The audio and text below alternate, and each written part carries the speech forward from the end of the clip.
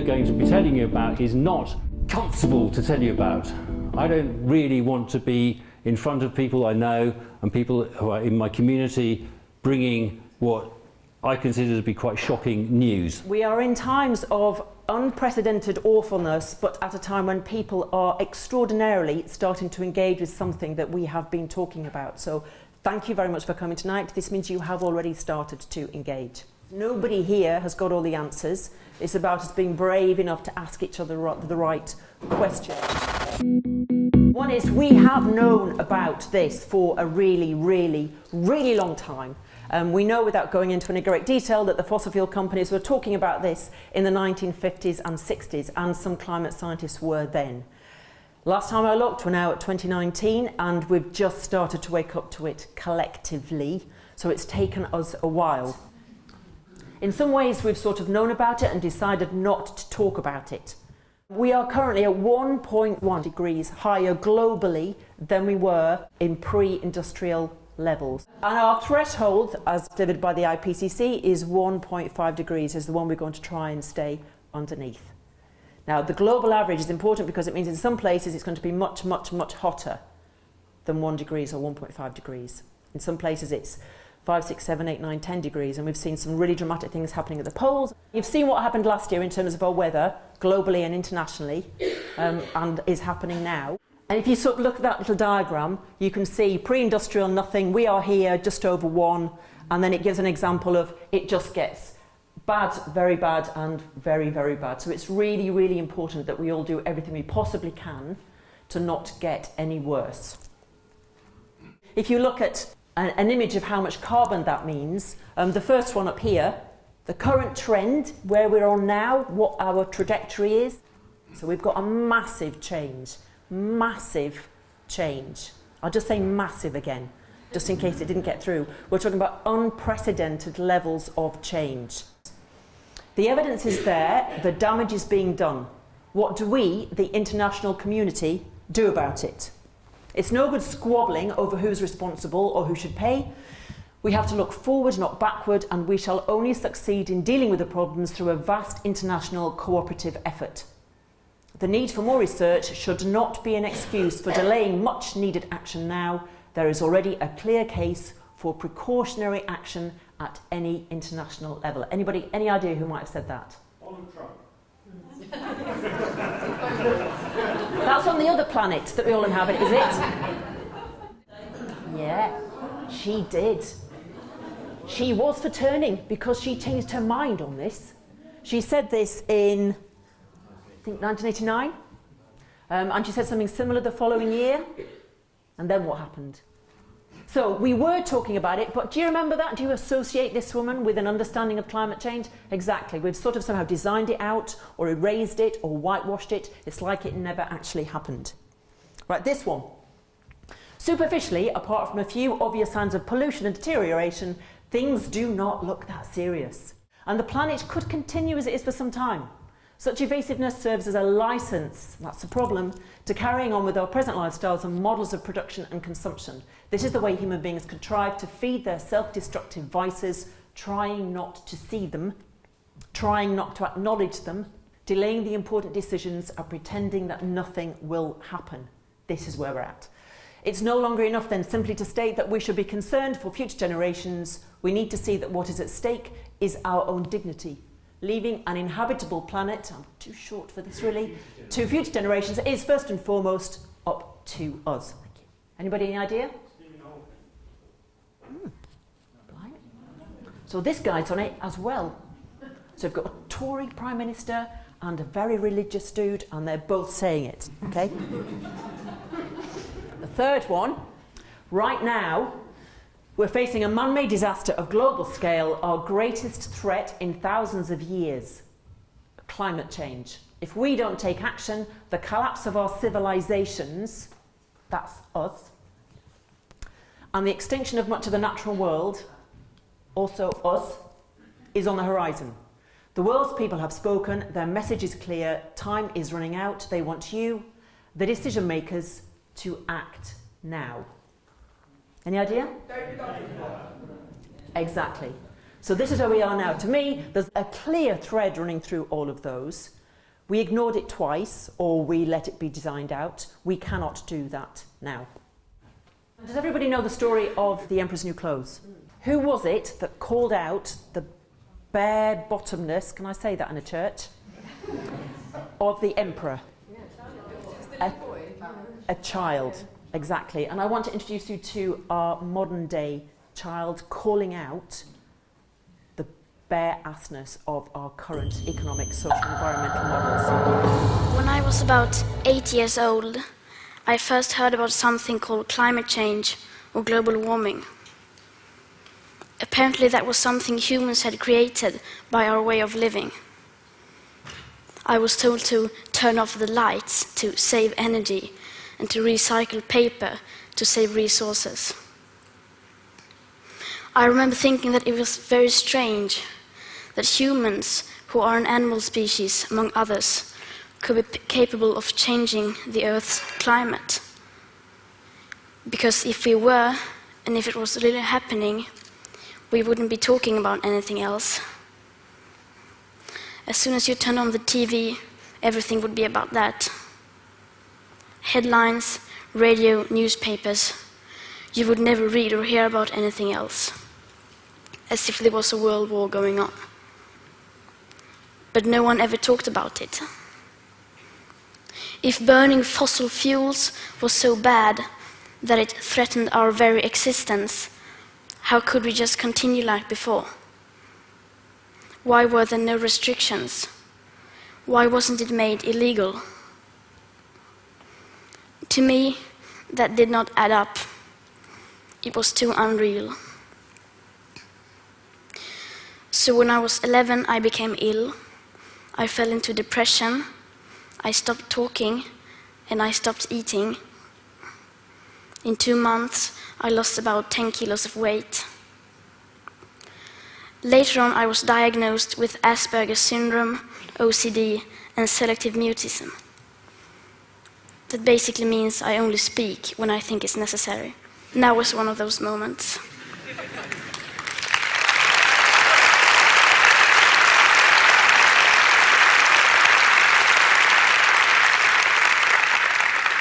For those of us who are on the spectrum, almost everything is black or white.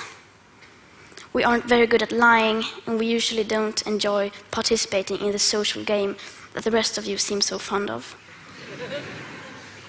I think in many ways that we autistic are the normal ones, and the rest of the people are pretty strange. Especially when it comes to the sustainability crisis, where everyone keeps saying that climate change is an existential threat and the most important issue of all, and yet they just carry on like before. I don't understand that, because if the emissions have to stop, then we must stop the emissions. To me, that is black or white. There are no gray areas when it comes to survival. Either we go on as a civilization or we don't. We have to change. Rich countries like Sweden need to start reducing emissions by at least 15% every year. And that is so that we can stay below a 2-degree warming target. Yet, as the IPCC have recently demonstrated, aiming instead for 1.5 degrees Celsius would significantly reduce the climate impacts. But we can only imagine what that means for reducing emissions. You would think the media and every one of our leaders would be talking about nothing else, but they never even mention it. Nor does anyone ever mention the greenhouse gases already locked in the system, nor that air pollution is hiding a warming, so that when we stop burning fossil fuels, we already have an extra level of warming, perhaps as high as 0.5 to 1.1 degrees Celsius. Furthermore, does hardly anyone speak about the fact that we are in the midst of the 6th mass extinction, with up to 200 species going extinct every single day. That the extinction rate is today between 1,000 and 10,000 times higher than what is seen as normal. Nor does hardly anyone ever speak about the aspect of equity or climate justice clearly stated everywhere in the Paris Agreement, which is absolutely necessary to make it work on a global scale. That means that rich countries need to get down to 0 emissions within 6 to 12 years with today's emission speed. And that is so that people in poorer countries can have a chance to heighten their standard of living by building some of the infrastructure that we have already built, such as roads, schools, hospitals, clean drinking water, electricity, and so on. Because how can we expect countries like India or Nigeria to care about the climate crisis if we, who already have everything, don't care even a second about it or our actual commitments to the Paris Agreement? So, why are we not reducing our emissions? Why are they in fact still increasing? Are we knowingly causing a mass extinction? Are we evil? No, of course not. People keep doing what they do because the vast majority doesn't have a clue about the actual consequences of our everyday life. And they don't know the rapid changes required. We all think we know, and we all think everybody knows, but we don't. Because how could we? If there really was a crisis, and if this crisis was caused by our emissions, you would at least see some signs. Not just flooded cities, tens of thousands of dead people, and whole nations leveled to piles of torn down buildings. You would see some restrictions. But no. And no one talks about it. There are no emergency meetings, no headlines, no breaking news. No one is acting as if we were in a crisis. Even most climate scientists or green politicians keep on flying around the world, eating meat and dairy. If I live to be 100, I will be alive in the year 2103. When you think about the future today, you don't think beyond the year 2050. By then, I will, in the best case, not even have lived half of my life. What happens next? The year 2078, I will celebrate my 75th birthday. If I have children or grandchildren, maybe they will spend that day with me. Maybe they will ask me about you, the people who were around back in 2018. Maybe they will ask why you didn't do anything, while there still was time to act. What we do or don't do right now will affect my entire life and the lives of my children and grandchildren. What we do or don't do right now, me and my generation can't undo in the future. So when school started in August this year, I decided that this was enough. I sat myself down on the ground outside the Swedish Parliament. I school striked for the climate. Some people say that I should be in school instead. Some people say that I should study to become a climate scientist so that I can solve the climate crisis. But the climate crisis has already been solved. We already have all the facts and solutions. All we have to do is to wake up and change. And why should I be studying for a future that soon will be no more, when no one is doing anything whatsoever to save that future? And what is the point of learning facts within the school system, when the most important facts given by the finer science of that same school system clearly means nothing to our politicians and our society?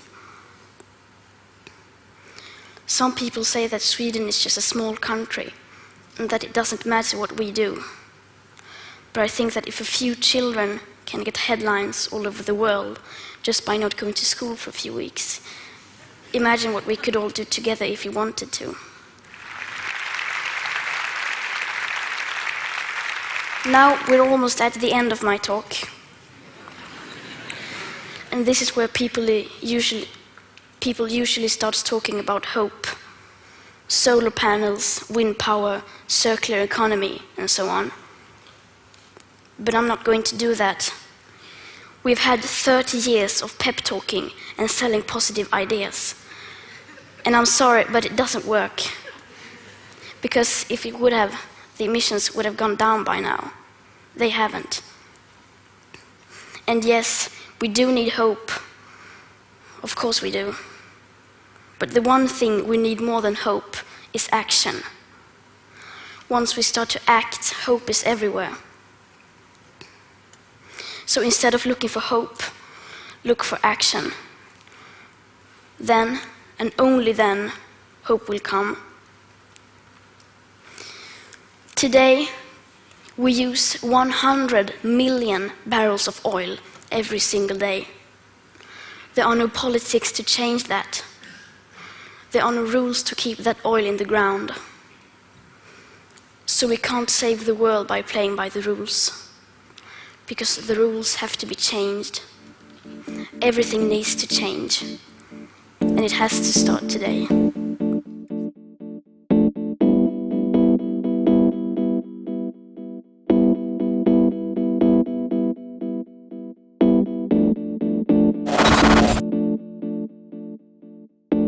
So it falls on me to explain something about the science. And that isn't because I'm a scientist, it's because I understand enough to be able to explain. What I'm going to go through will demonstrate how we have collectively around the world ignored a precautionary principle. This is the IPCC, the Intergovernmental Panel for Climate Change. They're employed by the UN. It is a UN body. There are 2,000 plus of them from every nation on the planet, pretty much. They are climate scientists. They're experts in their field. They know what they're doing. They write reports. Those reports get published by politicians who filter it, by diplomats who filter it. And if you imagine that you've got diplomats from every country in the world trying to get this report and the summary of it that's going out to the world's press so that it doesn't make their country look bad. But this is a diplomat speaking. This is the head of the UN speaking about their latest report. We are in deep trouble with climate change. This is a diplomat. He's speaking to every head of every nation on the planet. It is hard to overstate the urgency of the situation. That's diplomatic language for panic. So why does he say things like that?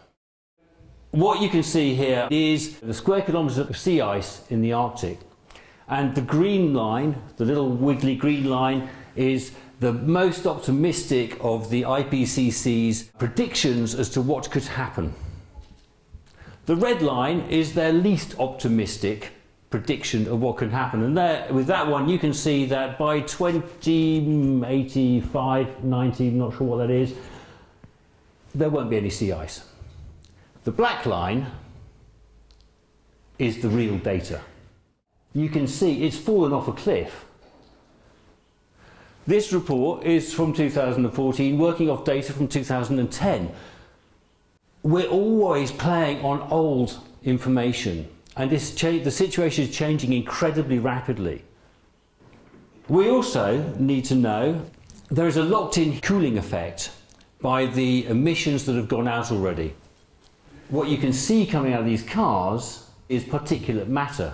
The particulate matter is white. It's reflective of light. So if that is in the atmosphere, which it is, it reflects light coming in and has a net cooling effect because it stops some of the sunlight coming into the Earth. It's estimated that that net cooling effect is anywhere between 1/4 degrees C and, as Greta just said, 1.1 degrees C. So if we were to stop burning fossil fuels today, we didn't burn any today, those particles would start coming out of the atmosphere and that net cooling effect would disappear and the temperature would jump by whatever the reality is, somewhere between 1/4 degree and 1.1 degrees C. We're already at 1.1 degrees C. This is not good news, but it is a reality, and it's not something that's in the IPCC report. What do we have on the planet that reflects sunlight? Anyone? Ice. And what happens if you heat up ice? It melts. And what if that ice is sat on a dark surface and it melts, and what is exposed is dark? What's going to happen to that dark surface? It's going to heat up. And guess what? That's going to melt the ice, which is going to expose more, which is going to heat up. And there is a loop, a feedback loop. It's not rocket science. There's a feedback loop. This is not built into the IPCC predictions. Trees do this thing, plants do this thing, where they take sunlight, they use that to act like a pump, which pumps water out of the soil, up through the plant and out through their leaves. If you take a forest, that's where we get a massive part of our rain cycle from. This is a picture of the Amazon. What happens if you deforest the Amazon? You're going to have less rain. If you've got less rain, what's that going to do to trees and plants?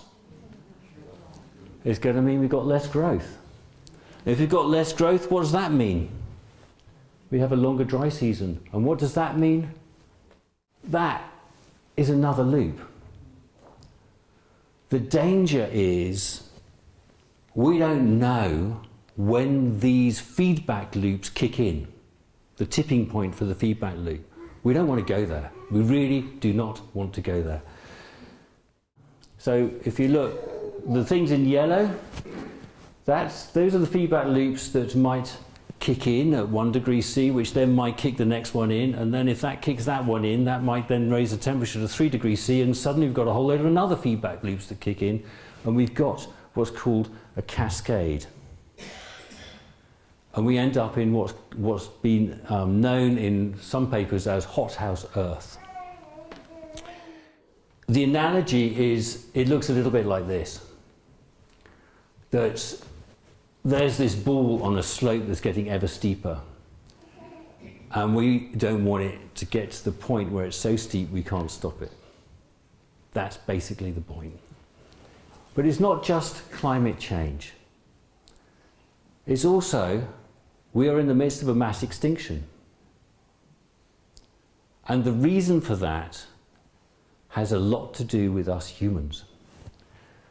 When I was born in 1963, and at that time, humans used about 3/4 of what the planet produced. By 1974, by the time I was 11, humans were using everything that the planet produced in the course of a year. Today, we would need 1.7 planets to satisfy all of our demands. Clearly, we haven't got 1.7 planets, so where's that coming from? And where it's coming from is the future. We are stripping every last nutrient out of the soil to provide for today, and next year's crop won't be so rich, and won't be so rich, and won't be so rich. This is our ecological footprint. This is what we are, the demands we're making on the planet. Basically, you know that experience where you have too much month at the end of the money? You know, you get to, oh, I've run out of money and there's still 3 days until payday. Well, it's like that, except that 1987 there were 11 more days till payday. And in 2000 there were 2 months until payday. And in 2010 there was, whatever that is, we ran out of the money by the end of August. And I think now we're somewhere around about May, is that right? 8th of May for the UK. So for the UK, we run out of our budget by the 8th of May.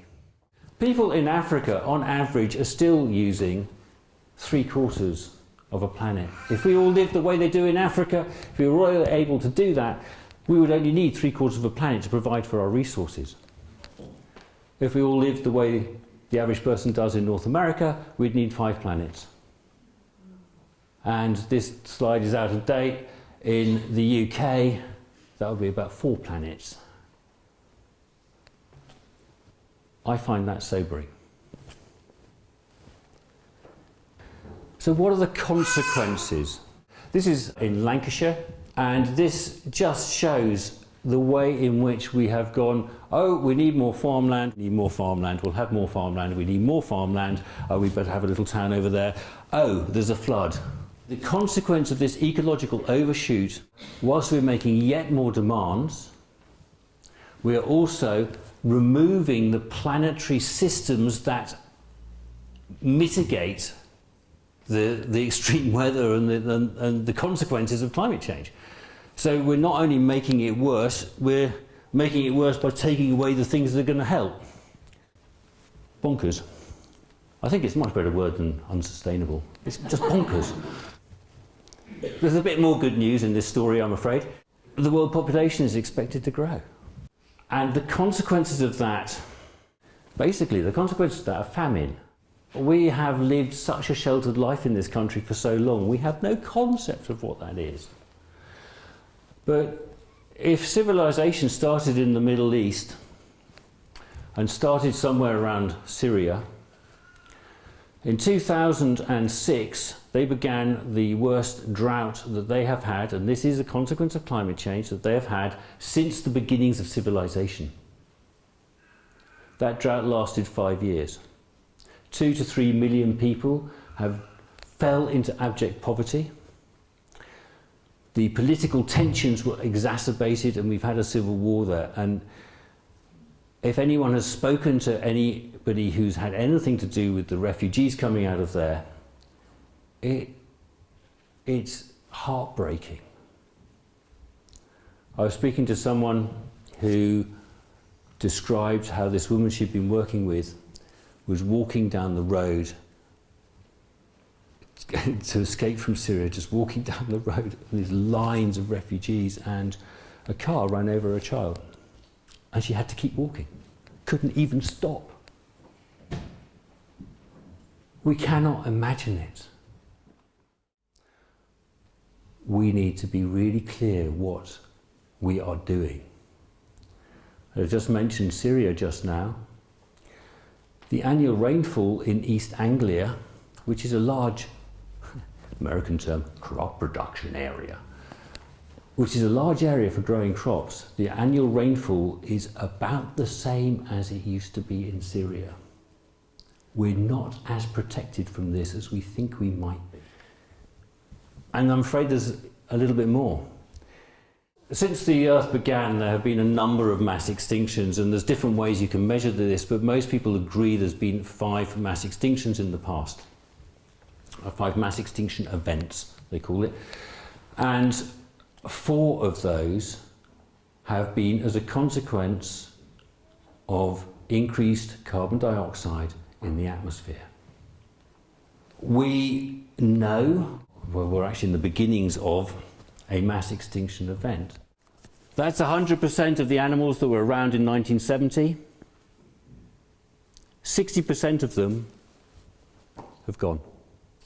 World Wildlife Fund for Nature, from October last year. We currently live in a world where if you were to weigh all the mammals on the planet, 96% of the body weight of those mammals would be human or livestock. We are currently losing 200 species a day. Not just wildlife, but of all species on the planet. And there have been further studies. A study published last year attempting to quantify what it would mean for humans if climate policies fail to achieve any changes. These studies reached the conclusion that business as usual runs a risk, a 5% risk, so 1 in 20 risk, of global warming of 5 degrees or more. At 4 degrees of global warming, 74% of the world's population, as they are spread at the moment, would live in areas that would be deadly.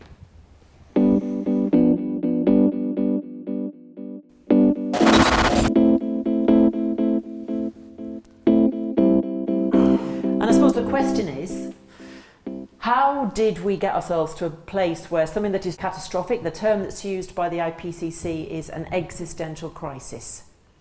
Existential means it pertains to our existence as a species. It's not a bit of an inconvenience, it's not quite difficult, it means that our species, the ability of our species to live on the planet, is now threatened. So this is about as serious as it gets. In terms of sound monitoring from 1 to 10, it's definitely at 11. And you think, how did we do this? How did we get here without taking notice, without realising, without thinking about it? And the answer, of course, is complicated. Quite a lot of magical thinking, quite a lot of assuming that somebody else was doing it, or that it wasn't happening. There are still people in our councils who don't think it's happening. So not thinking it's happening, think that it might be happening, but it's probably nothing to do with us, or it is happening, but somebody else is taking charge of it, or actually it's just too complicated and difficult and I need to think about something else, like have I paid my water bill, or my car needs taking in for a service, or whatever it might be, all of those things that occupy the space in our minds and our hearts. And we've managed to get ourselves collectively into this mess. And quite a lot of being economical with the truth. This guy is a guy called Kevin Anderson. He's a fantastic guy from Manchester, just putting that out there. And he's the Deputy Director of the Tyndall Centre for Climate Research. Really amazing guy, and he absolutely says it as it is, and has been saying it as it is for quite a long time. You can find him online. He does really brilliant talks where he takes all the science, just like we've heard about this evening, and he sketches out, this is what we're looking at, guys, and it's not great. And he says, this is this socially constructed silence thing that we've been talking about. If you drink half a litre of beer with a politician or a scientist, they will tell you how bad it is. But if you put a microphone there, they will tell you some optimistic nonsense about climate change. And you think, well, that's not okay. Actually, why aren't you telling us what's really happening? Because you're the scientist geezers. You know, we're sort of relying on you to tell us this stuff. And of course, that brings up a couple of obvious questions. Government's sorting it all out, isn't it? Must know, must be on it, must have got some solutions. And that's the sort of space that we're in, unfortunately, at the moment. That people do think it's somebody else's problem, and they haven't quite clocked we are all in this collective space ourselves. This is Lancashire, where I'm from, just in case I hadn't mentioned that. Sajid Javid has overturned, this is in 2016, has overturned Lancashire Council's rejection of a fracking site, paving the way for Shell company Quadrilla to drill in the county next year and provoking outrage from local groups. Environmentalists, that term always really annoys me. Like it's like you're an environmentalist or not an environmentalist. How can you not be an environmentalist? It's what we live in. But anyway, environmentalists and politicians. So our central government overturned a local decision not to allow fracking. Heathrow. It's claimed that current plans for Heathrow breach legal obligations. These are our laws. They breach our own laws in the Planning Act to alleviate the impact of climate change, and that controversy continues right now. Climate Change Secretary, when she was, Amber Rudd, announced a 65% cut to renewable energy subsidies. This was in 2015, yet the UK is the only G7 nation increasing fossil fuel subsidies. You sort of understand why Greta Thunberg, as a 16-year-old schoolgirl, is really, really, really cross. And she's not taking any prisoners when she stands up. She's also done the same to Davos. She said to Davos, the collected group at Davos, you are not mature enough to tell us how it is, and you're leaving that to us children as well. We should hang our heads in collective shame. And then, of course, there's the BBC. The BBC last year, you probably heard it, there was a little bit of a controversy of whether or not the BBC was actually covering climate change or not, and decided who they should and shouldn't have on programmes to talk about climate change. Climate change, they said, has been a difficult subject for the BBC, and we get coverage of it wrong too often, you think. The document obtained by Carbon Brief said, which is one of the ones that did some research into it. To achieve, and this finally, they said, to achieve impartiality, BBC's buzzword, you do not need to include outright deniers of climate change in BBC coverage, in the same way you would not have someone denying that Manchester United won 2-0 last Saturday. The referee has spoken. We know where we are now. It's a bit like getting a flat earther into a geography session, just to make sure you've covered all the bases. We know it's the case. And just to reiterate the point that David made, we are seeing a really quite hideous combination of massive climate impacts locally, as has happened across the Middle East and as happening in sub-Saharan Africa. And I'm not even going to go what's happening in Northern Africa with Spanish enclaves and sub-Saharan Africans trying to get into Europe because that's the only way they might have a future. Utterly, utterly gut-wrenching to see what's happening. This is some of the caravan of Latin Americans trying to move into the States. There's two really difficult things here. One is Trump is making this into a very, very bad thing that he's effectively mobilising. They're weaponising border control and making it into a political issue, at the same time as not understanding that this is going to happen more and more and more and more across the globe. And there are all sorts of figures that suggesting by the middle of the century we're looking at 250 million people. There are even some figures that say 1 in 9 people are going to be on the move. As of course I would be. I would be on the move with my children if I couldn't actually feed them where I was. Of course they will be. And our response at the moment, EU Border Police has seen their budget increase by 6,000%. This is our response to this.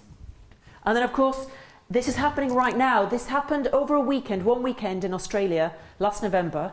23,000 spectacled fox bats died. They literally fell out of the trees. That's a third of the species over a weekend died because it was too hot. And yet this time now, this is just a matter of months on, you're looking at 500,000 livestock dead in freezing cold floods. Same continent. And the impact is devastating across economic, social, environmental spheres. So this is what we're seeing now. So it's not about some time over there with those people then. It's here, now, and us. This socially constructed silence that I talked about is really, really, really important. And this has to be our first role, is to decide to talk about this. Because until we do, it's never going to be engaged with. This is a quotation from RTE, which is the Irish broadcaster. And this came out January this year because they were challenged on how much they were covering climate change in their... This is a public broadcasting corporation. And the Director General said, as a broader point, if there is little by way of action on climate change in terms of legislative change, policy initiatives, parliamentary debate and business innovation, regrettably, my underlining, there is less for the media as a whole to report on. That's not my understanding of what the media is for. That's what the government and business are doing. That's one part of what they should be reporting on. And if they're not doing anything and it's happening, aren't they two reasons the media should be reporting it? And of course the problem is, if the government isn't doing anything and the media therefore, as a result, doesn't report on it, then it's not happening.